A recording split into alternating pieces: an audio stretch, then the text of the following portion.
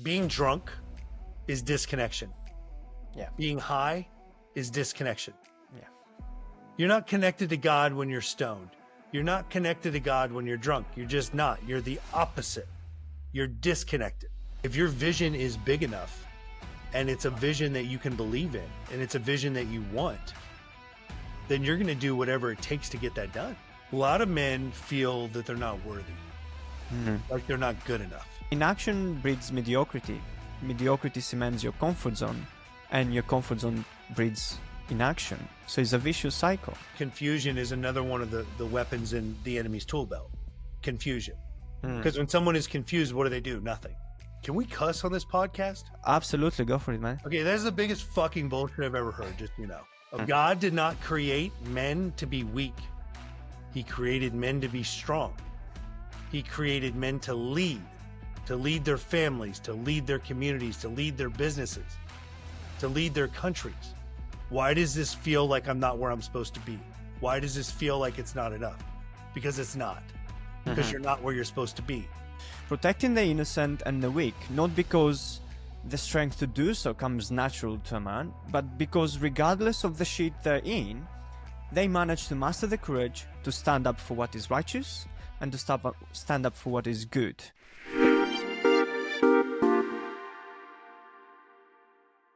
In one of your guest appearances, you said how you had everything you ever wanted, but you were empty inside. Oftentimes we find ourselves deluded, thinking material wealth will fill the void inside. Yet we have so many cautionary tales of people who made money and claim that's not the answer. You personally know it well. You had everything society conditioned you to want, yet your soul longed for purpose and belonging. Have you found your purpose, Daniel? Yeah, that's a great question. You know, society actually training you, society, welcoming you to want certain things is definitely not purpose. It's not fulfillment. That's what I was feeling. How you find your purpose, how you find your true mission it only comes from one place. It comes from God, nowhere else. A man cannot actually figure this out without consulting with God. God gave every man a certain set of gifts and talents. And if you're not using those for God, you'll never be on mission for God, ever. And what is your purpose as you consulted with God and you've been through your journey? Have you come up with something concrete about your own purpose? Yes, absolutely. Now this has been some time working on this. Just so you know, this decision just happened in one morning. Going, God, what's my purpose? It took a while for him to give me my purpose and my mission, but ultimately, why I'm here and why the gifts and talents are instilled in me is for me to be the man that I am, to make men stronger, to connect men to God, to actually show men how they can connect with God. They can get their mission, they can get their purpose, they can become the men that God wants them to be.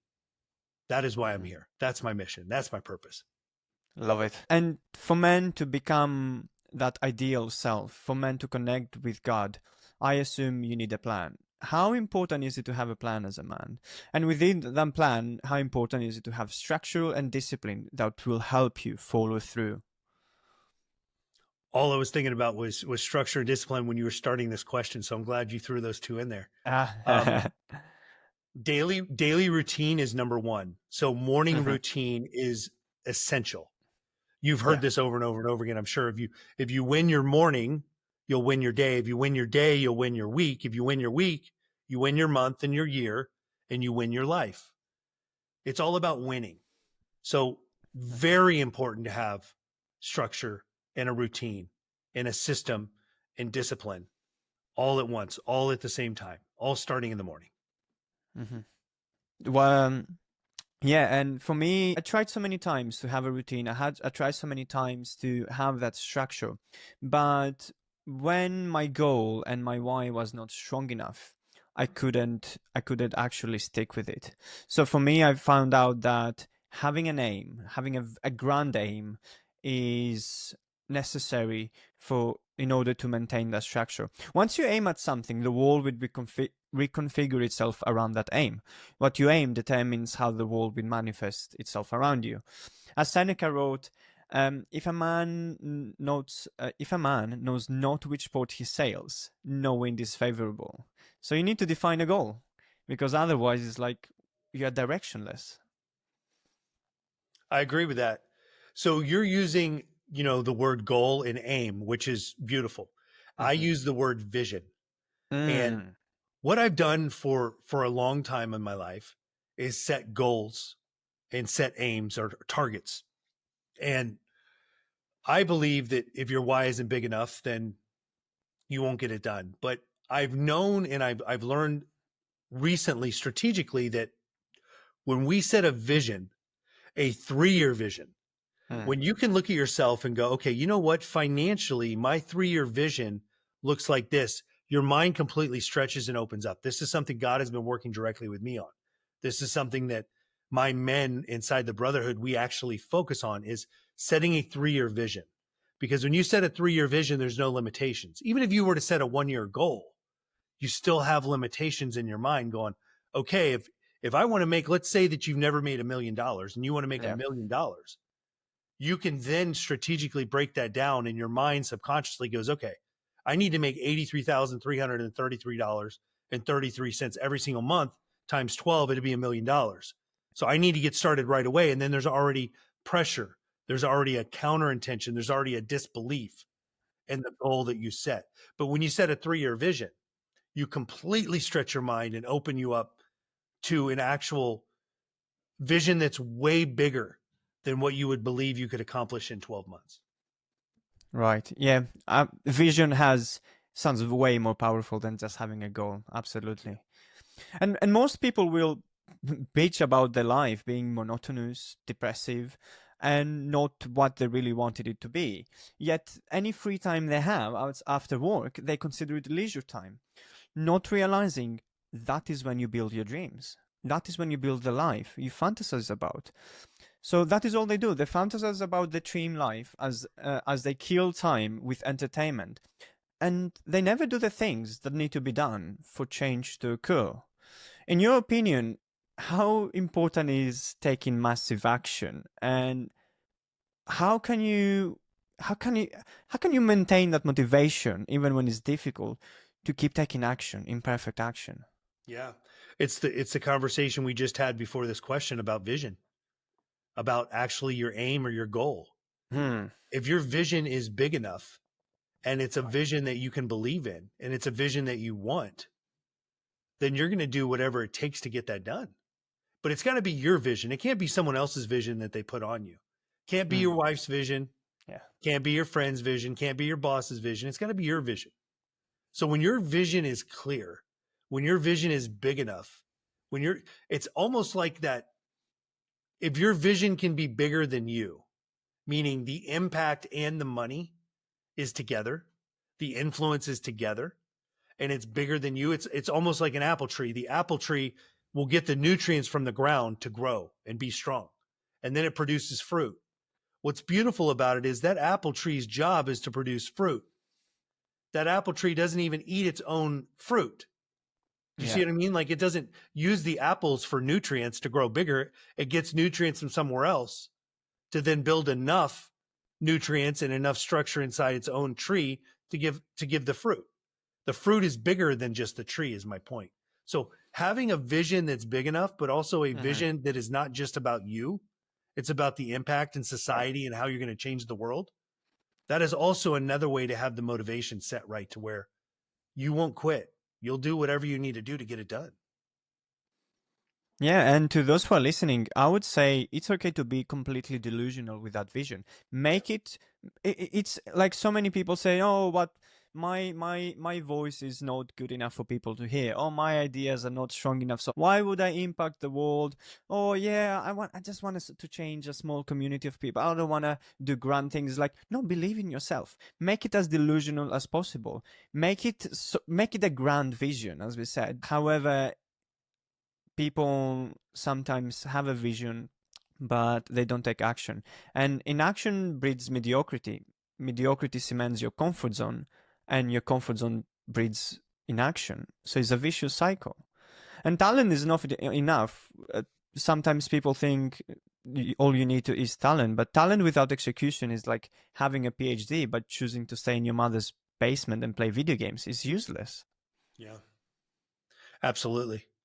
I think another point that I want to make here in this topic is God's not going to bless a small thinker. He's not going to bless a small goal or a small Yeah. mission or a vision. It needs to be big. It needs to actually better society, better the world. It needs to impact more than just you or your family or your wife or your kids. It's got to do something that's actually going to be monumental.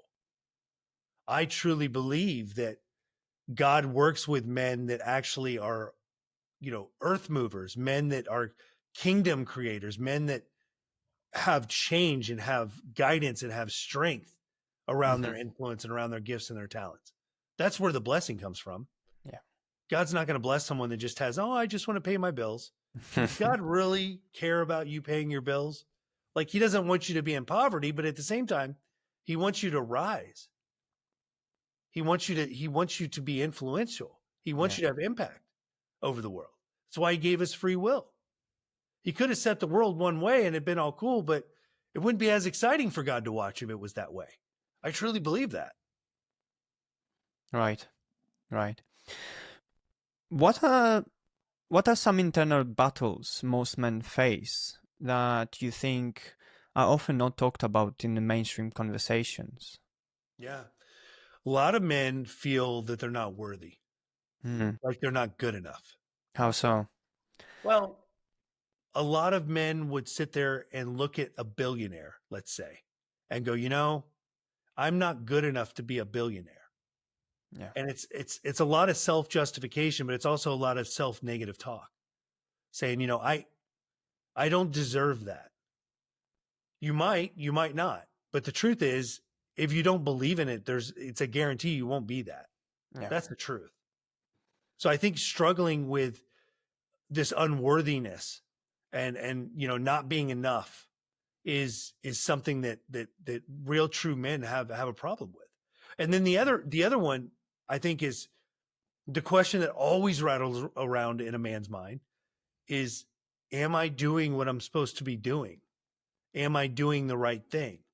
Am I where I'm supposed to be? Like, think about that for a second. At some level, every man has asked that question. I asked that question for many years in my story. Hmm. Right. And why do you think so many men struggle with this? Is it something? Is it relatable with? Is it related with our upbringing? Is it related because we consume too much social media and, in a way, ideas and unworthiness instilled in us?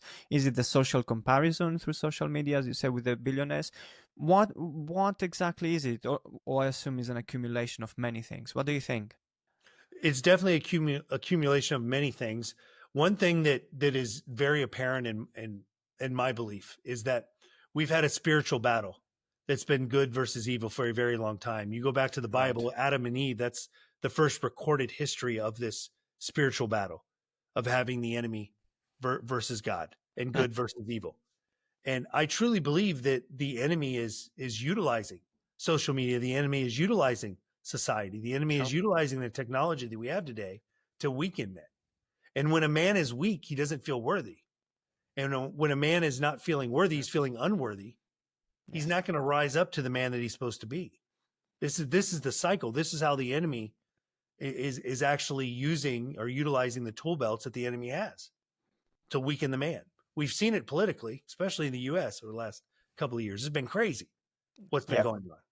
Let's Yeah. confuse men. Let's make men think they're not men. Let's have women think that women need to control the household. Yeah. Let's have women be, it's funny, but it's the truth. Like, really think about this. Let's have women save the world. Let's have women be the executives. Let's have women make all the money. Let's have the men stay home and be the parents. Are you freaking kidding me right now? Like, if you're going to go to battle and you're in war, Yeah. do you want to battle with women or do you want to battle with men on your side? Yeah. So it's the enemy. It's what it is. Mhm. Call it what it is. It's what it is. Lovely. Let's go there. Okay, so Daniel, what does masculinity mean for you, and how can we go about advocating it in a positive and productive way? And by defining masculinity, then we can move more into what you just said a second ago. Yeah, great question. Masculinity is what God wants men to be. Let's be real. Mhm. God did not create men to be weak. He created men to be strong. He created men to lead their families, to lead their communities, to lead their businesses, to lead their countries, to ultimately lead the world. Men are the ones that are the leaders, Yeah. not women. You know, there's a big confusion in this topic. It's a real simple thing. How did God create men and how did God create women? I have an amazing wife with the most amazing relationship I ever could have dreamed of. I've got 6 children. I know Wow. my job is to lead my wife and lead my children by example, being a Mhm. strong man, making Yeah. the money, making the impact, having the influence over the world. That's how I lead my family. I'm not a dictator. You know, I'm not Hitler. That's not what I do here. So being masculine is in our DNA as men. Being feminine is in the DNA of women. We go right back to the beginning of it with all this crap that society has put on us from the enemy Mhm. on this, oh, it's wrong to be masculine. No, that's absolutely not correct. Yeah. It's right to be masculine. It's right to be strong. Do you, do you want a weak man in the caveman time? Do you want a weak man to go out and hunt for the food for the family? No. It's got to be a strong man, Mhm. or else the family's going to die. That's literally like what we're talking about here. Agreed. Agreed. To me, masculinity is having a sense of duty to one's family, to one's state, and simply God. To do what you're supposed to do when you're supposed to do it, because someone needs that service, because your country needs to stand still. Being of service is being a service to the betterment of one's community is at the core of what a man is. That is why men volunteer to be coaches at kids' sports, why they go cut the neighbor's grass for no money, why they even go to war. Protecting the innocent and the weak, not because the strength to do so comes natural to a man, but because regardless of the shit they're in, they manage to master the courage to stand up for what is righteous and to stand up for what is good. And that's what masculinity is to me, or at least a main part of it. Yeah, I agree with that. I do. Yeah. And you said slightly before about the enemy. You mentioned it a couple of times. Who is the enemy? The enemy is the devil. The enemy is how you want to look at that and put a name to it. It's Mm-hmm. actually the force that God is fighting against. The enemy was developed and created and casted out with many angels long time ago because the enemy actually tried to be God. That's why the devil and Lucifer was casted out of heaven, because this Mm. one individual, this one angel, thought that he was superior of God. He thought that that he was God, that he was the one that was going to run the show and run the world and run the earth. God said, "Nope. There's only one spot. There's only one throne in this world and in this kingdom. You're out." And he casted the enemy out forever. So that enemy, Lucifer, the devil, whatever you want to call it, the negative force, is around. It's been around for a very long time. And it's fighting this battle of good versus evil. Yeah. We see it in so many different landscapes and we see it in so many different ways. That's what the enemy is. We're in a battle today. It's still here. It's a spiritual battle. And this evil at this very moment is labeling masculinity as toxic. So this word toxic masculinity is being thrown around a lot lately. And that seems to mean different things for different people. They say watching Andrew Tate makes you toxic, but also you go on Twitter and going to the gym apparently makes you toxic as well. In your opinion, is masculinity the issue, or is it a lack of thereof that is a problem? Can we cuss on this podcast? Absolutely, go for it, man. Okay, that's the biggest fucking bullshit I've ever heard. Just okay. Not what you're saying, but Yeah. the commentary that you're sharing, Yeah. right? Okay.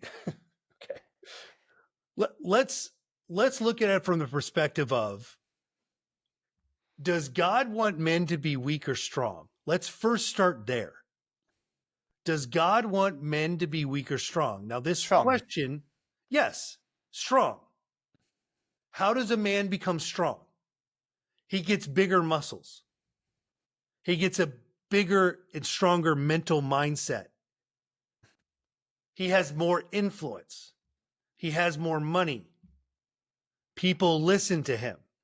That is strength and influence and impact. So being masculine, yes, Donald Trump is masculine in his own way. He's not a bodybuilder, but he's masculine. The dude works harder than anyone I've ever seen. And he is like 76 or something? Yeah, he's like 76. You know what I mean? Like crazy. Crazy. Like, how many times they tried to kill that man? Insane. Now, God has intervened. I truly believe that. And at the same time, he rose. He stood up. He's masculine. You want to talk about an example? Donald Trump is the example of a masculine man. Look at what he's doing for the world, not just the country, for the world. Takes courage. It does. He's not weak. Yeah. And demonizing masculinity will bite women back big time at some point, I think. Have you seen this new Netflix series, Adolescence? Are you aware of it? I haven't seen that one, no. No. So here in the UK, it made quite big news. So in this series, for those who don't know, toxic masculinity is portrayed as part of the problem, that young British boys grow up and become basically murderers. So there's all of the stabbings that are attributed to watching Andrew Tate and social media. Funny though how toxic masculinity is a problem, but is women's main role to raise these children. Globally, women are the primary caregivers in most families and consist 89% of elementary school teachers in the USA. They play a significant role in shaping the early values, behaviors, and social development of the boys. Yet it is somehow Andrew Tate's fault that these boys are unstable. Again, it's not all women that raise boys, but the majority have a greater role in a boy's upbringing than men do.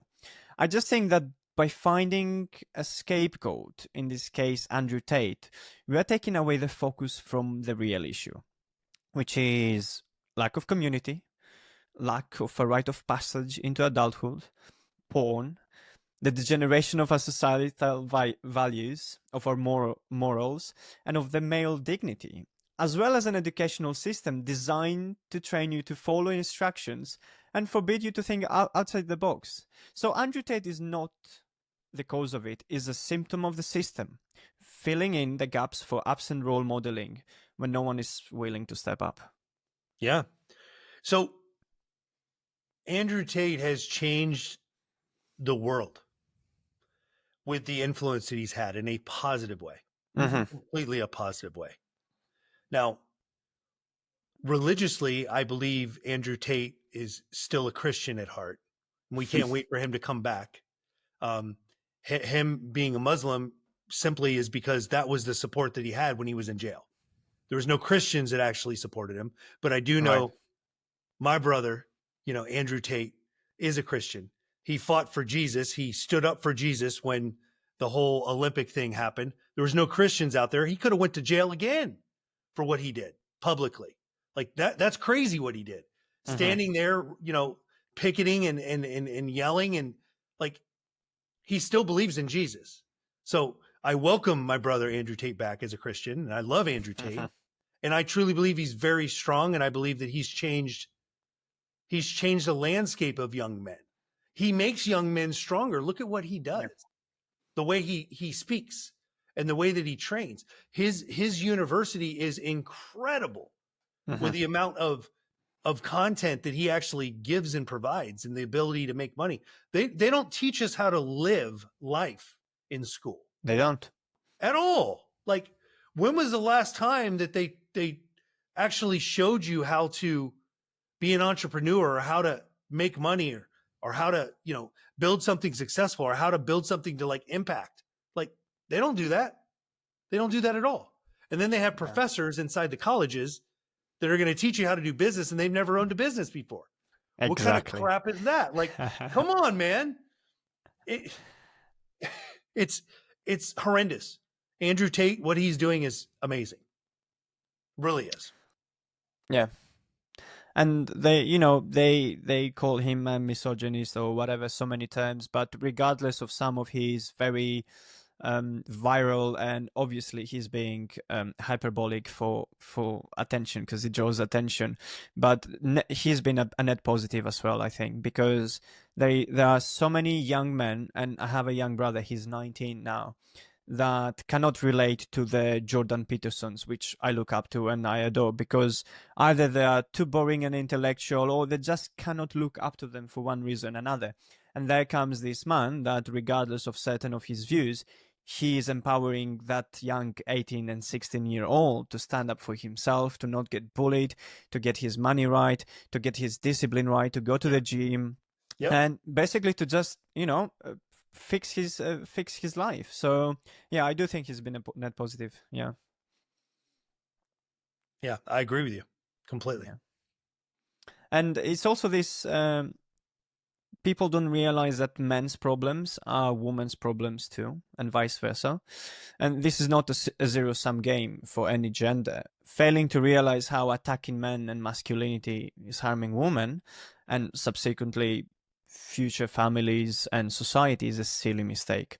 Yes, women are a big factor in men's problems, same as men are a big factor in women problems. So yeah, I think is as we should be more, I don't want to say forgiving. I think we just shouldn't be attacking each other so much, and we should start just working together more. How do you think we? Yeah, sorry, go on. I want to put my perspective on this. This is what I believe women want.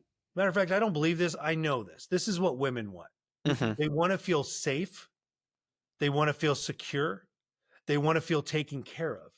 This is in the DNA of women, is for their man to actually step in and take care of everything so they can be safe, they can be fulfilled, they can have everything that they need to handle their role in the household, of supporting the man. Women are here to support the man. The man is not here to support the woman. The man is here to lead the family and lead the woman and protect the family. Like let's look at it from this perspective. When you have a man that is strong mentally and physically, makes money, has an impact, has people that actually are influenced by this man in a positive way, and he comes home in that power and in that strength, that woman is going to follow that man when that man is connected to God and is inspired by actions by God, and is doing what God is prompting him to do, because he has a daily routine and a daily practice connecting with God. That woman is going to follow that man every single time. The fact that these relationship coaches are sitting there going, oh, you've got to do this and you got to cater to your wife. No, you don't. You got to make your wife feel safe, and you got to lead your wife. If you lead your wife with the right presence and the right guidance from God, she will follow you. It happens all the time. I see it everywhere. Right. In one of your posts, you write that success is not about money, it's about impact. What is the ultimate impact you want to have into the world? Yeah. So my exact mission is to have hundreds of thousands, and then after that, millions of men that are connecting with God on a daily basis in the morning, actually getting guidance from God on a daily basis.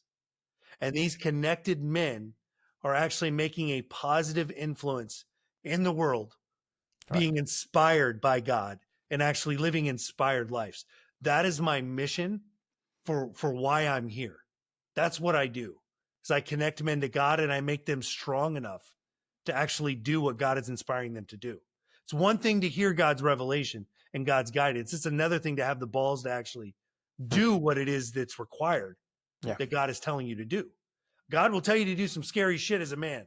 Let me tell you. He might tell you to move your family. He might tell you to divorce that wife. Who knows what God's going to tell you to do as a man? But it's up to you as a man to listen. Hmm.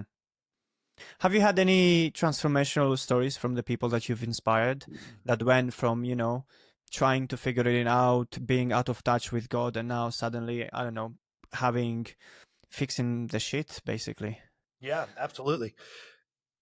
There's so many men that I can share on this topic around personal men, personal experiences Hmm. around this topic of men that were lost and not connected. Men that were sitting there going, I don't know if I'm doing what I'm supposed to be doing. I don't know if I'm where I'm supposed to be going. I had a man I just got off a call with him before this. His name is Kevin, one of the men that are inside the Brotherhood.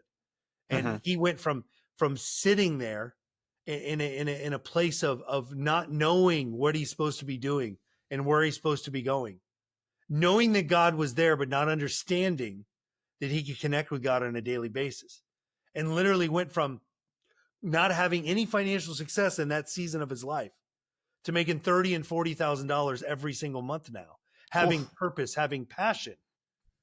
This is not a rub the bottle genie where God pops out and, oh, dude, that's not what this is. But Kevin was able to actually connect himself to God's mission that God has for Kevin. And when you line up and you're working for God and you're on mission for God, success is inevitable. It will happen every single time because God wins every single time. God never loses, ever. So if you can understand that and you understand that concept going, what can I do for you today, God? How can I serve you, God? Not let me rub this bottle and this genie in a bottle, God pop up. God, how do I help me pay for all this shit? God, help me fix my wife. Help me fix my kids. God's not, God doesn't have time for that. He's busy. He's running the entire universe. God has time for men that actually want to work for him. So I've seen countless and countless and countless times where these men get connected to God, and then God actually reveals to these men what they're supposed to do for him. That's when things change. That's when life gets exciting for the men that I work with and the men that I run with. Right. All right, let's say for someone who is not in the Brotherhood, if you were speaking to a young man actually, perhaps in his 20s, that feels like a failure, that he feels lost, that feels like the world is set up against him, that whatever he does, he's never enough for his parents, and that he fears he's a failure, as we said before, because he hasn't reached some abstract criteria of success set by society. What would you say to that man? What's the best piece of advice? What's the first thing that man should do actually to start fixing his life? Yeah. He needs to make a direct connection with God and Jesus on a daily basis. That's the first step. Okay. Because that unworthiness can be forgiven because that's a sin. When you feel unworthy, you're actually sinning. God doesn't want you to feel that way. So Jesus can actually help you with that forgiveness. That's why Jesus is here. That's why he was here. And that's why he's still with us today, is because Jesus is the man that forgives. God's the one that directs. God's the one that gives mission. So when a boy or a man doesn't know what he's supposed to do, whether he's in the Brotherhood or not, connecting with God and connecting with Jesus on a daily basis, opening up the Bible and reading. That's the textbook of life. That's Yeah. It's not a mathematic book that they made to learn mathematics. Like, yeah, mathematics are important, but that's not going to teach you how to live. How to live is actually reading the Bible. We have laws, we have 10 commandments. We have ways we're supposed to live because God has spoken this through Hmm. individuals that were recorded. That's where I tell that boy or that man to start. Yeah. And actually, the Bible was a guide of how to live life up until what, 100 to 100 years ago, ever since its inception. So many people looked at God for guidance, and now this disconnect, perhaps with God, is the side effects of this disconnect. Is what we see when all these men are directionless and purposeless, because yeah, they don't know where to look anymore, and social media is distracting them, and the whole world is distracting nowadays. Yeah. Not to mention confusion is another one of the weapons in the enemy's tool belt. Confusion. Mm, Because when someone is confused, what do? Nothing. When someone is certain, they know where they're going. right. There's a polar opposite here. When I'm Yeah. certain and I know what my day is, I tackle my day. I get every single thing done in my day. Like I still got 3 or 4 big things that need to happen today, and I will get them done today because I'm certain. Versus the boy or the man that wakes up in the morning, 12 o'clock in the middle of the day, wakes up, not even in the morning, wakes up and turns on the TV and, oh, I don't know what I'm going to do today. It's Saturday, whatever. Like, that's not how we do this. That's not why we were put here. That's not serving God. Just being in confusion and just being in a powerless state, being weak. Yeah. We're not built to be weak, man. We're built to be strong men. Yeah. Yeah. Uncertainty definitely makes you more paralyzed and you don't know where to start. In one of your Instagram posts, you talk about competition between men. What do you think this world would be without masculine competition? I can't even answer that because it just does, like, I can't compute. Like, this is another DNA thing. Okay. Like, Eh, we have in our DNA to compete. We have to compete as men. mhm. There's always competition. Always. Even in business, we're in competition. In Everywhere. sports, we're in competition. Even getting the lady when you're single, competition.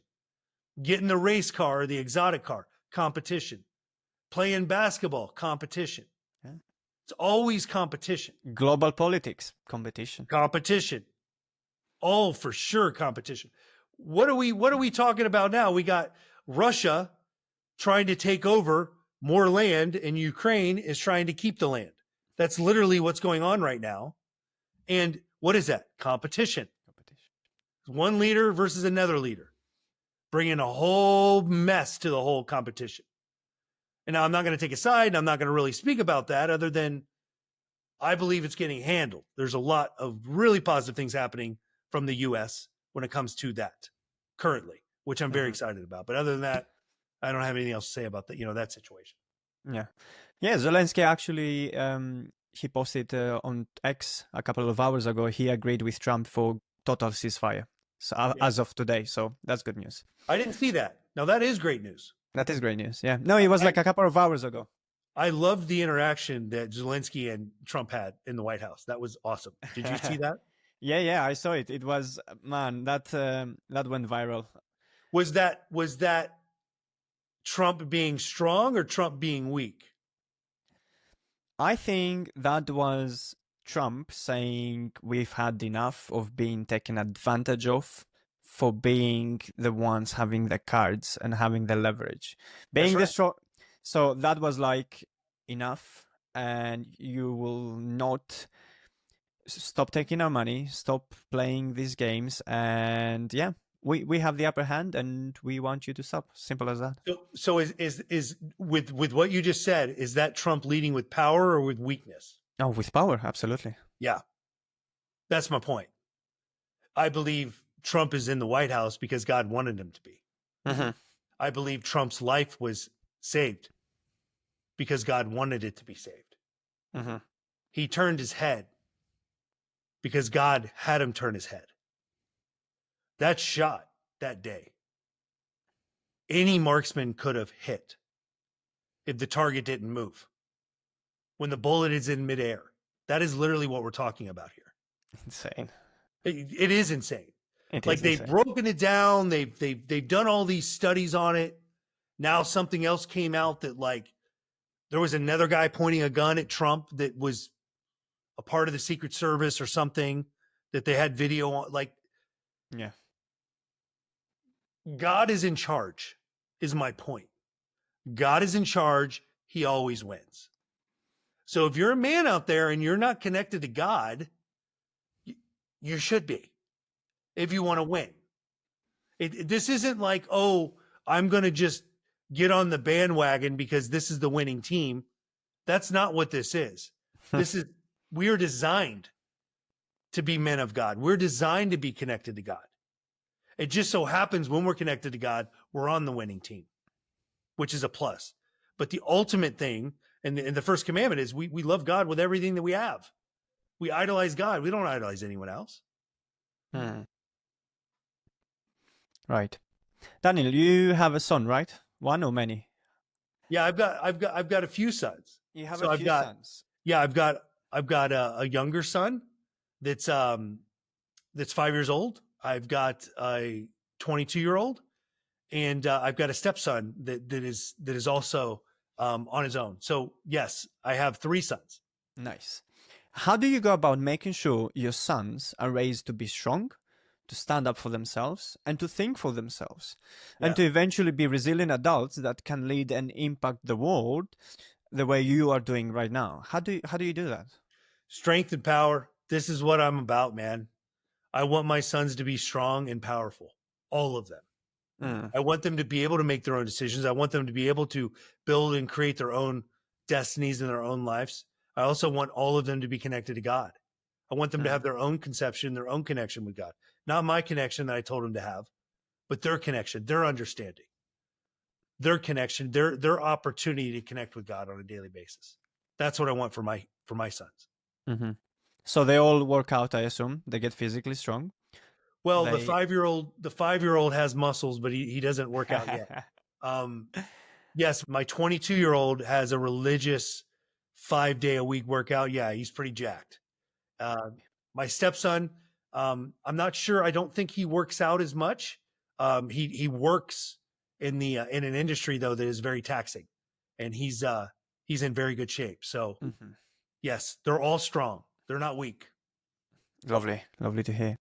Talk to me about sobriety. Yeah. Unfortunately, alcohol, drugs, and other vices haunt the souls of honest men, impeding them from being the best version of themselves and from fully showing up for their loved ones. How has sobriety shaped your life?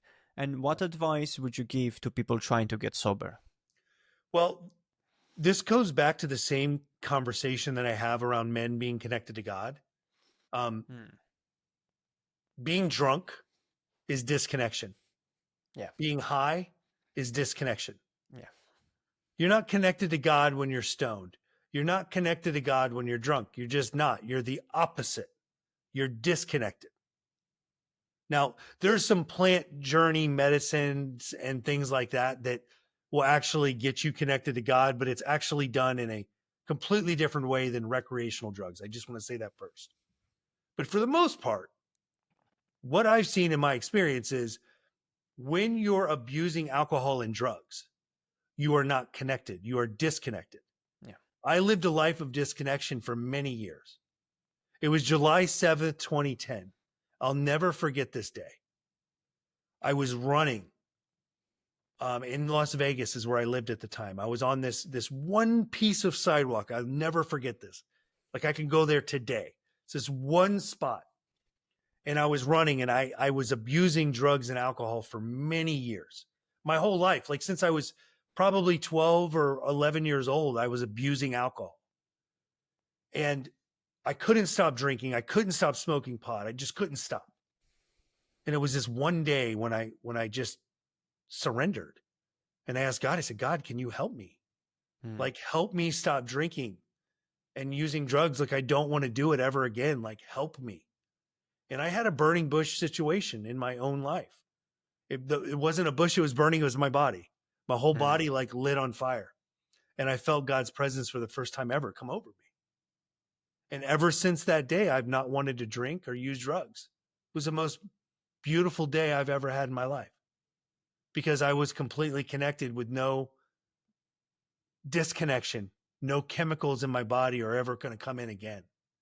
And that has completely shaped my walk with God. That's completely shaped my connection with God and ultimately shaped my whole rest of my life forever.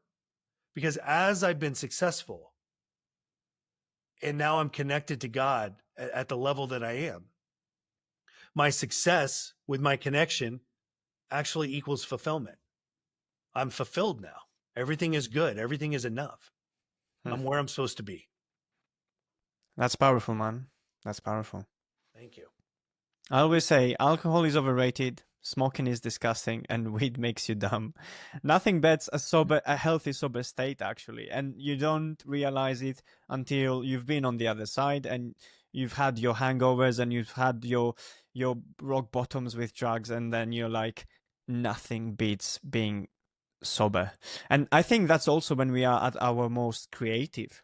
Like, people are trying to pass it like, oh, smoke weed, it makes you creative. No, it makes you hazy and dumb. Like, you are creative when you're sober. It's a Yeah, lie. that's right. That's right. Yeah. And do you know something else that doesn't make sense to me, Daniel? The fact that we celebrate achievements with alcohol and sugar. Like, we receive a promotion and our first thought, what is it like, is to go lower our inhibitions and go get drunk to enjoy the moment.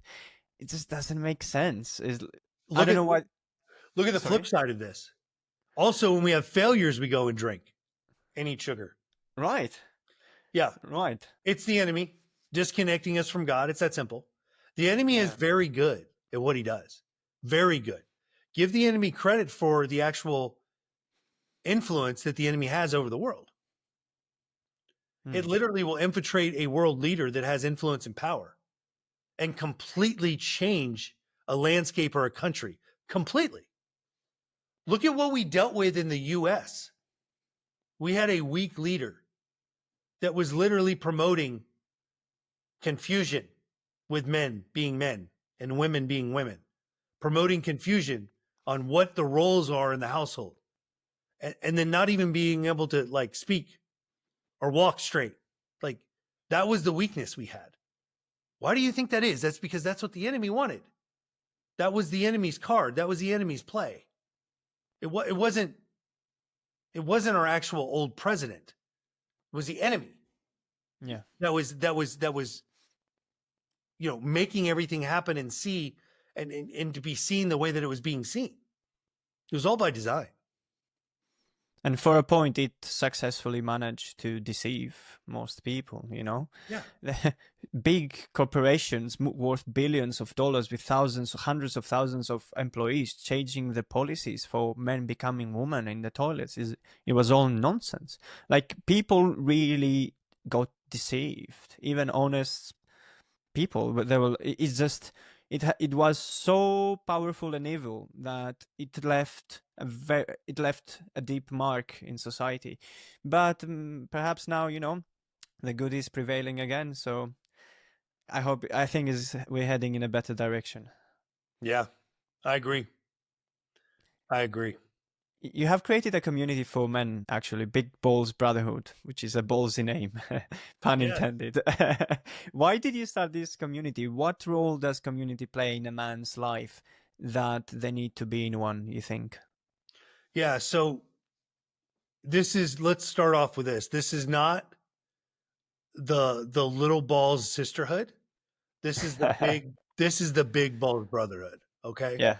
And it takes big balls to listen to God. That's the essence around this. It takes big balls to make the moves that God inspires a man to make. Realizing God doesn't play by rules.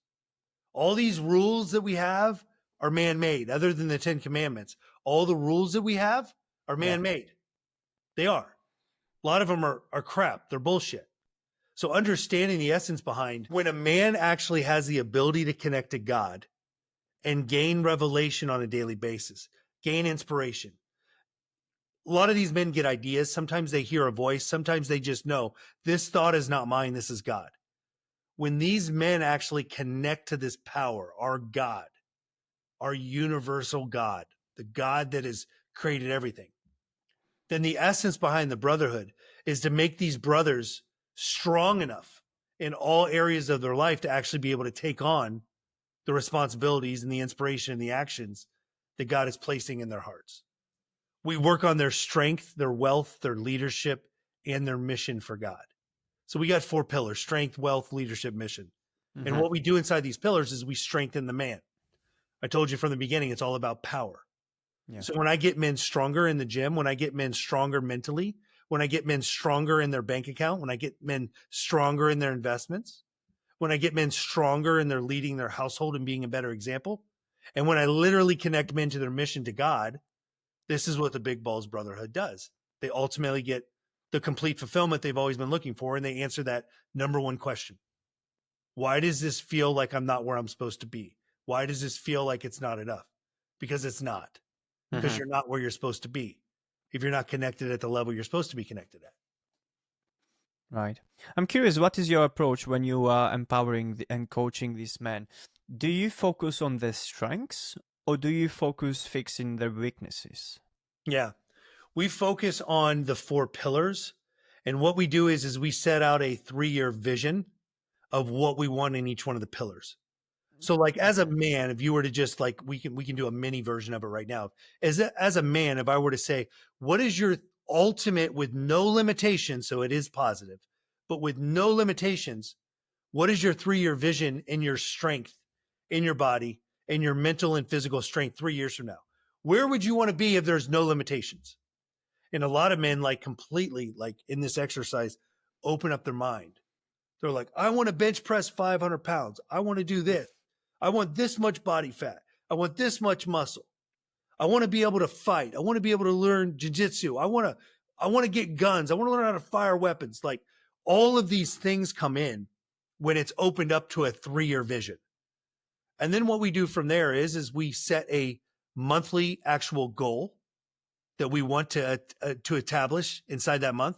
And then we set up weekly commitments to actually hit that goal. And as a brotherhood, we hold each other accountable. So we do that in each one of the quadrants. So that we do that in the pillar quadrant as well, or that pillar of wealth, to where what is our 3-year vision in our wealth? How much money do we want to make? How much Mhm. impact do we want to make? We go through it. We set this 3-year vision. So it's huge. Then we break it down into a monthly goal, and then we make weekly commitments, and then we hold each other accountable as brothers. And we meet weekly and we meet daily on a chat, and we meet weekly on a Zoom. We have quarterly events. And our quarterly events, we race cars. Our Oh, quarterly that events sounds is, fun. yeah, hell yeah, it is. It's not about a classroom and an upsell or a pitch or get into this elite group. It's 50K. Like it's none of that. No. There's nothing for sale at these events. What these events are, it's communion, connection, adrenaline, and competition. We have to fuel the adrenaline and competition when we have the connection and communion together. When we do that, men become stronger. When men become stronger, they have the balls to listen to God. That's what I do. And that's what we need, man, that sort of community, because we have become so atomized.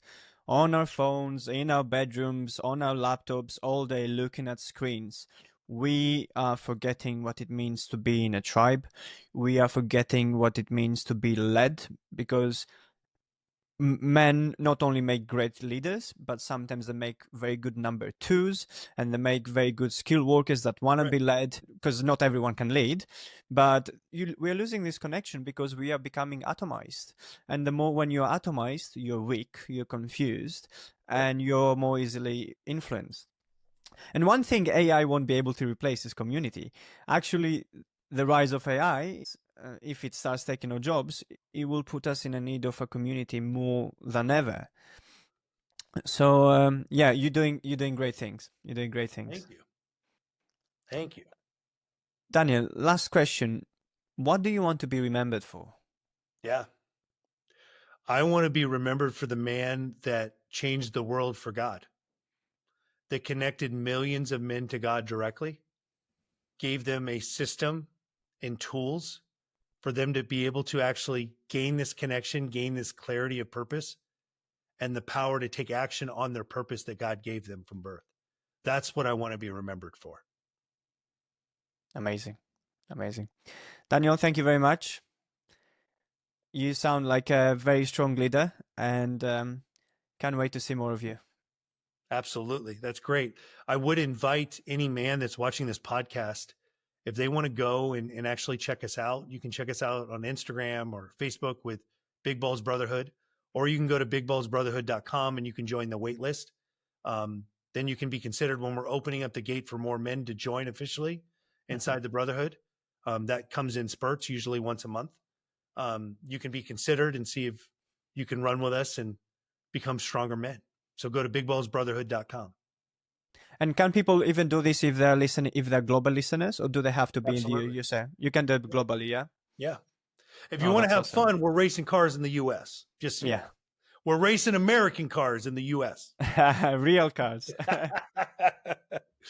I love, actually, I had a McLaren for a while. I've wrecked it twice. So it's Oof. gone now.